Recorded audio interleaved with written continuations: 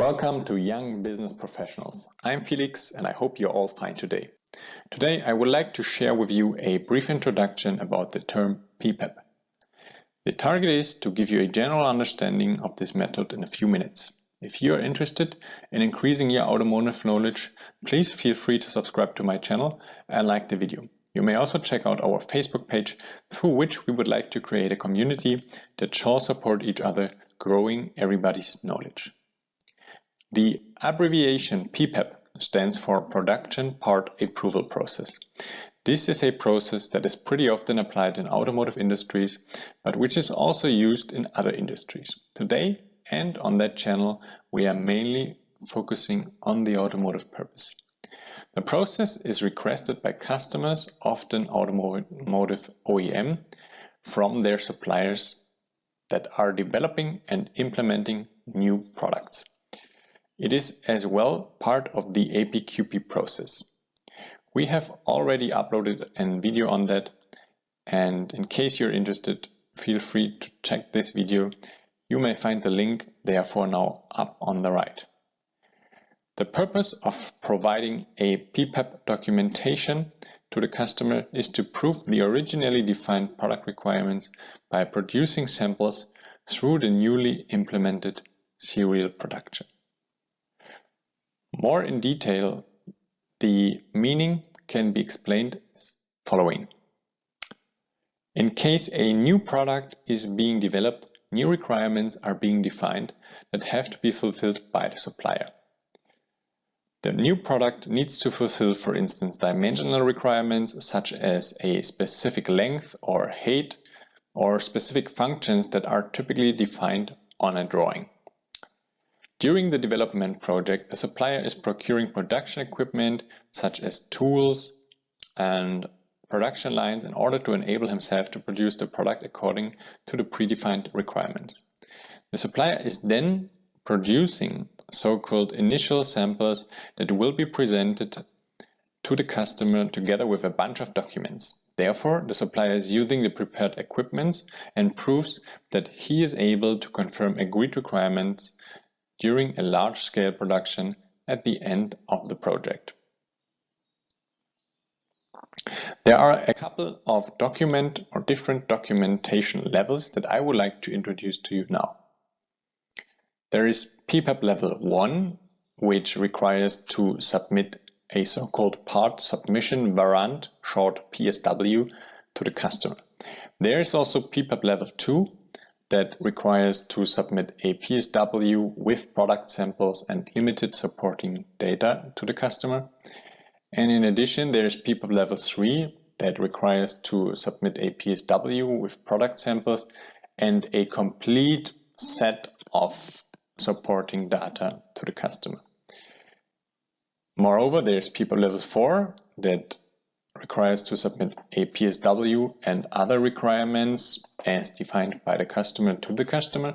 And of course, there's also Level 5 that requires to submit the PSW with product samples and complete supporting data, similar to Level 3. And in addition, all this shall be available for a local review at the supplier's manufacturing location for the customer. Depending on the request of the customer and the necessity, a specific level for the product and the corresponding PPAP process is being defined. In case a fully new product is being developed, PPAP Level 3 is the common choice. In case we are talking about another product variant at which just a new part number is being implemented or any small change is being performed, it is pretty often the case that Level 1 or 2 is sufficient. At the next slide, you can see all PPAP components that would be required for the full PPAP scope. In further videos, I will let you know which of these components can be left out for which of the aforementioned levels and which is mandatory regarding the corresponding level. Let's quickly name all of them so you get a basic understanding of what would be the full scope. First is design documentation that needs to be part of the PPAP components, mainly referring to drawings. Then engineering change documentation needs to be added. Also the customer engineering approval, as well as the DFMEA, design failure mode and effects analysis, a process flow diagram of process flow chart, a PFMEA, process failure mode and effects analysis, a control plan, so-called MSA studies, measurement system analysis studies, dimensional results, records of material and performance tests,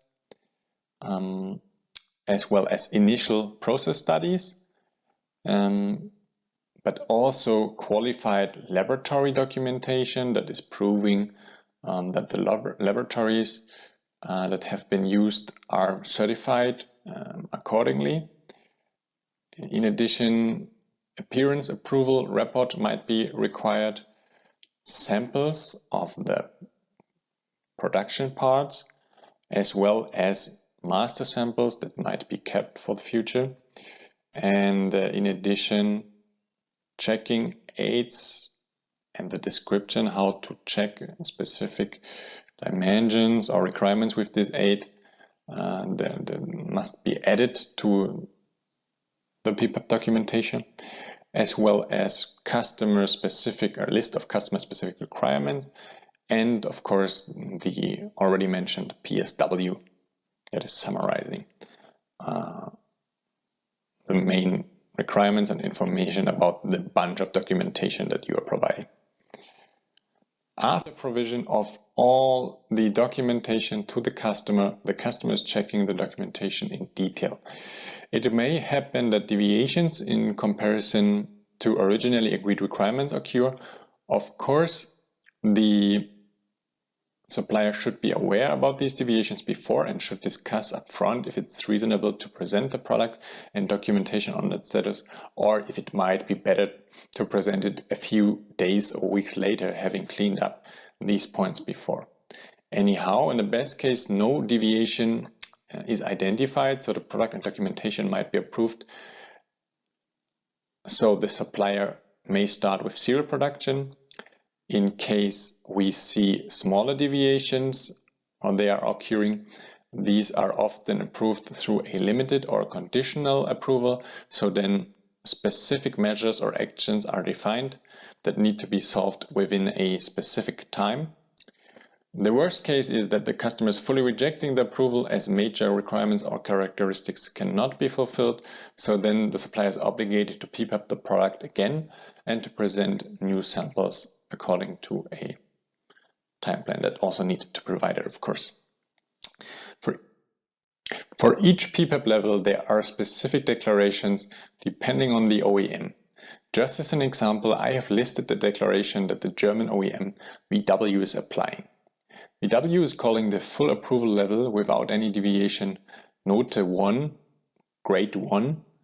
The limited approval is defined as Note 3, Grade 3, and a rejected PPAP with Note 6, Grade 6. Other OEM are using different declarations, but they are basically all similar to each other and based on the principle of green, fully approved, yellow, limited approved, and red, approval denied. Another important fact is that it is important to understand that depending on the PPAP result, the approval of the payment of all equipment that was pre-financed by the sub-supplier is being issued. It is a common fact that suppliers are motivated to close this milestone as soon as possible in order to receive the payment from the customer. In addition, it may also come up that customers are delaying approvals deliberately. Well, thanks to all of you for listening to this video until the end. I hope you had a chance to learn something new. In case you are interested in further topics, leave a comment below and let me know what you're interested in, and I will try to do my best to do another video. I hope you enjoyed the video. I'm looking forward for your likes and your feedback below. Please subscribe to the channel to not miss further updates.